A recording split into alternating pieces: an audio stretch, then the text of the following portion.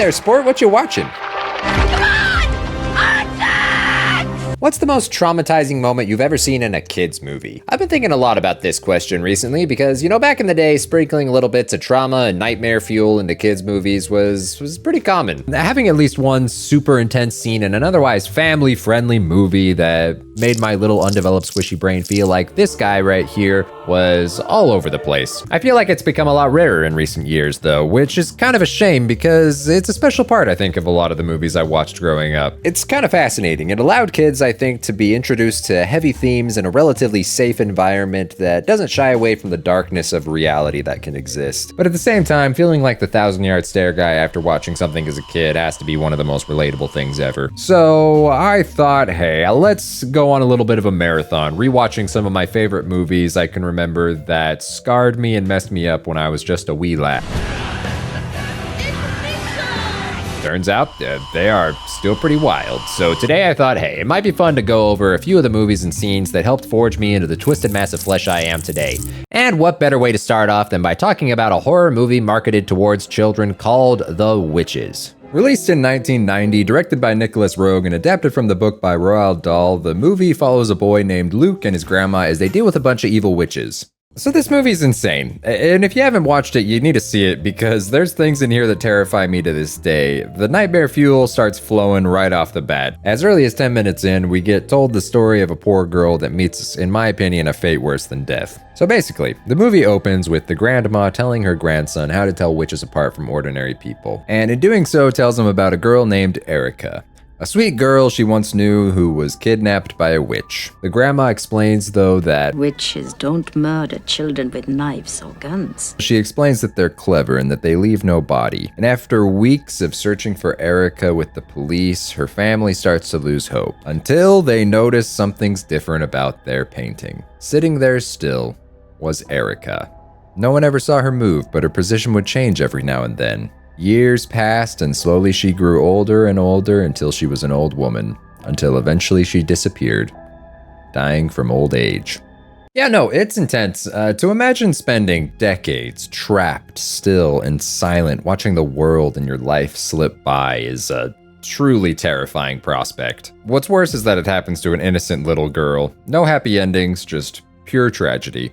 But hey, that's just the opening. Just a few minutes after that, we get the news that Luke's parents have died in an accident, so his grandma becomes his guardian. Eventually, the story leads them to staying at a hotel, and turns out there's a bunch of witches that are there, and their plan is to eradicate all children in Britain by turning them into mice. At one point, the main witch even decides to push a baby in a stroller off a cliff. So, if you haven't caught on yet, the witches are pretty bad. The worst part by far, though, is when this poor kid named Bruno arrives, like a mob boss to be fair, during their little witch conference and is like, "Oi, you promised me chocolate, bruv." And he's Come to collect. But, oh, you poor sorry soul, Bruno. He is given another gift. The painful transition into a mouse. This is what truly gave me nightmares from this movie. He starts to shake uncontrollably first, is clearly in a lot of pain with green gas pouring out of his ears and his mouth. What really gets me about this scene is that throughout all of this pain that this kid is suffering throughout this transformation, the witches are just laughing uncontrollably at him, and they just are getting so much joy from his pain. And when you're feeling really, really bad for him, you get blasted by this grotesque transitional form of his head bouncing around a deformed body before finally changing completely. This destroyed me. I mean, just look at it. It's crazy. It's insane. The main kid also gets transformed later on, and only at the very end of the movie is he finally changed back. If they did end up keeping the original ending of the book, though, this would have been one of the darkest endings ever. In the book, he never even turns back into a kid, and his grandma has to explain to him that he'll have the lifespan of a mouse. So, at most 3 years left before he'll die. Rough stuff. I don't know what it is with animal transformation in kids' movies because it's always horrific. There's the Pinocchio with the donkey transformation and enslavement that exists, and then there's the one that came out 2 years prior to The Witches in 1988 in the movie Willow, which is a fantastic movie all around. But near the end of the movie, there's a scene where a witch turns an entire army into pigs, slowly and painfully. So yeah, I mean, all around, those gave me the irrational fear of being forcibly molded into an animal. But that's enough focus on that, because another movie I watched to death back in the day was The Brave Little Toaster, which released in 1987, directed by Jerry Reese. I watched this movie so many times when I was little, but man, for a movie about a little toaster that can speak and walk around, it is surprisingly dark. Essentially, the premise is Toy Story, but every inanimate object ever is sentient. This movie had me second guessing whether I should throw out anything ever again, because, I mean, it's basically just a giant advertisement to become a hoarder if you really think about it. Every time you throw something out, you are tossing away a life, you're throwing them into hell, and you're gonna kill something that has a soul. Remember that time your AC broke? Well, it was probably due to the other household appliances bullying its disability and inability to get out of the wall so hard that it had a stroke and died. But hey, it's fine to indirectly give troubled things heart attacks because they were a jerk anyway. So the basic premise of this movie is that 5 household objects leave their abandoned cabin to reunite with The master. because they miss the Master. and they're lonely. The master. Being now a young adult that's going to college. While they're on their trek to find him though, the brave little toaster has a dream. No. It starts out pretty nice and fun, remembering the time The master. enjoyed some toast. But things take a turn when the toast starts to burn and The master. is abducted by smoke, and then this comes out of the flames.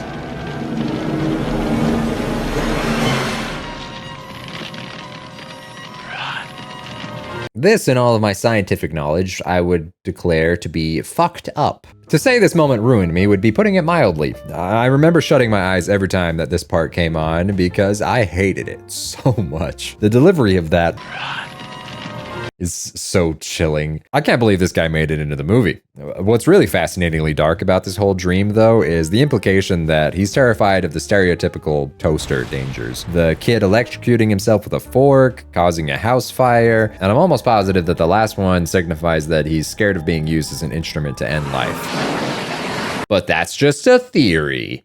A game. Bridge to Terabithia. If you know, then you know. And I'm sorry if you do, because it gives me whiplash every time I think about it. This movie came out in 2007 based on the book by the same name. If you were like me and went into this movie innocently believing all the advertisements and trailers marketing itself as a fun fantasy adventure movie for the whole family, then I'm very sorry, my sweet innocent child, because you're in for a rude awakening. Because what was hiding behind these fantasy trailers that took about 5% of the movie out of context was a realistic drama about a beautiful friendship exploring the importance of imagination, immediately followed by abrupt crippling depression that you will never recover from. I'll explain. The first hour and 10 minutes of this 90-minute movie is spent building up this friendship between 2 kids, Leslie and the main character Jess, exploring growing up, family hardships, living life to the fullest, and exploring their imaginations. They go off on adventures across their creek into the woods they pretend is a world called Terabithia, and they use it as a way to escape and be each other's support system. Until after coming home one day, Jess sees all of his family gathered in a room, and out of nowhere, you get hit with this brutal line. Your friend Leslie's dead. On the one day he wasn't with her, she swung across the rope that they used to go to the woods. It snapped, and she drowned in the creek. This hits like a truck if you don't know it's coming. And I did not know it was coming. I was very young when I saw this movie. You know, just even rewatching it a few days ago, for the first time in a lot of years actually, it made me cry like a baby. It honestly was way more emotional watching it now, understanding a lot more of, you know, the gravity of what's actually happening in this movie and a lot of the context clues to other things that are happening. That'll let you explore if you do ever decide to watch this yourself, but man, it is powerful, and it kind of sucks. As much as a surprise nuke to the soul her death is, though, without its sudden impact, I think the message and point of this movie would be lost. The fallout is tragic, but it's a beautiful movie that explores some very intense themes of loss, grief, and death, and I'd highly recommend it if you haven't seen it. So I don't think I can do a list like this without including a movie that I loved to death but scared the hell out of me when I was little. I'm of course talking about the infamous Coraline, a movie that generally needs no introduction in this topic because the entire premise is eerie as hell. There's the button eyes, the general atmosphere, the creepy clones with secret motives, the luring sinister nature of the house, and oh of course the woman turning into a spider that wants to trap you in her parallel dimension and murder you. It's a great time.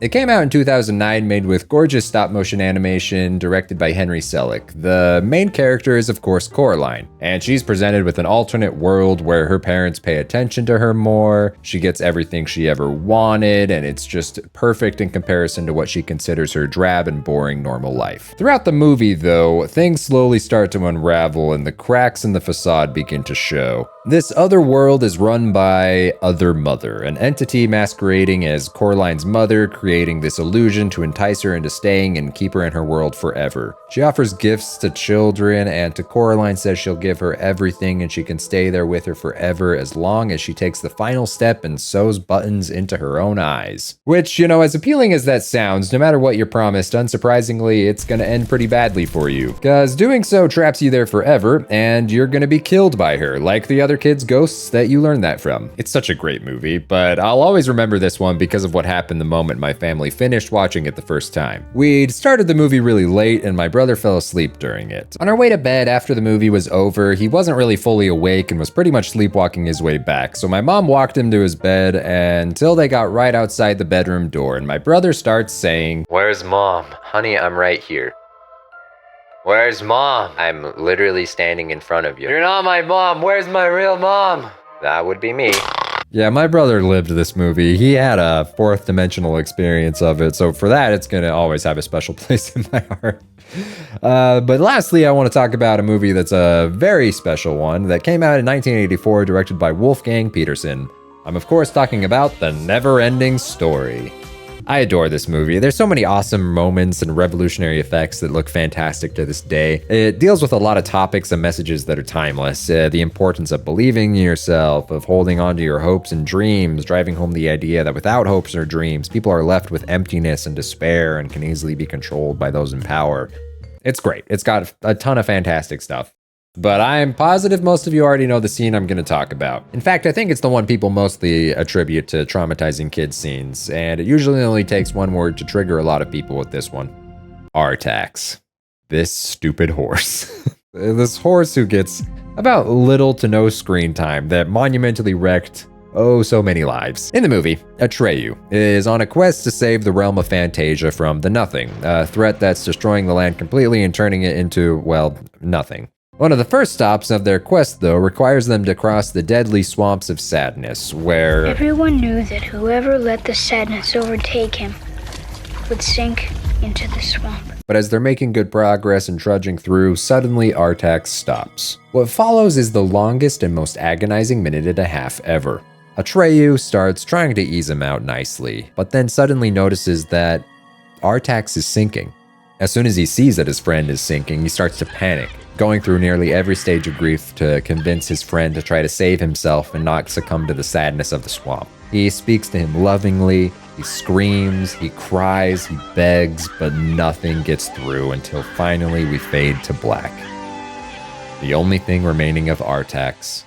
Millions of scarred children for generations to come. First off, Noah Hathaway, who played Atreyu, acted his soul out here. He sells the pain of this scene remarkably well, and his desperate cries cut straight to your heart. The thing is, this scene has hit me way harder watching it years later because of what it means and what it represents. It was never about a horse. The whole thing is meant to be a representation of the pain and suffering of both sides of depression and/or addictions, especially that of how it feels to lose a loved one to one of these devastating afflictions. The soft, You have to try.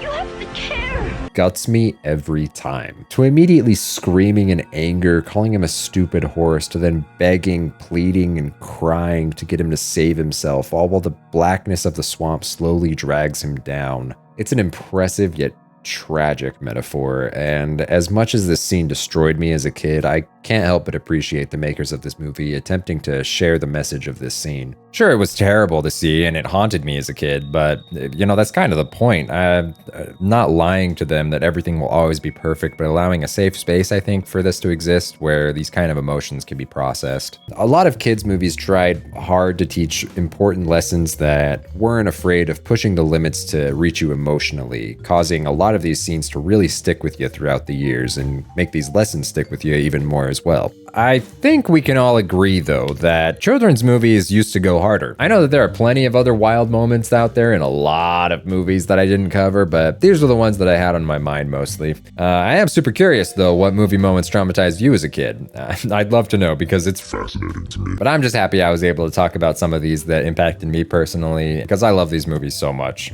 They're all fantastic, just like this flip.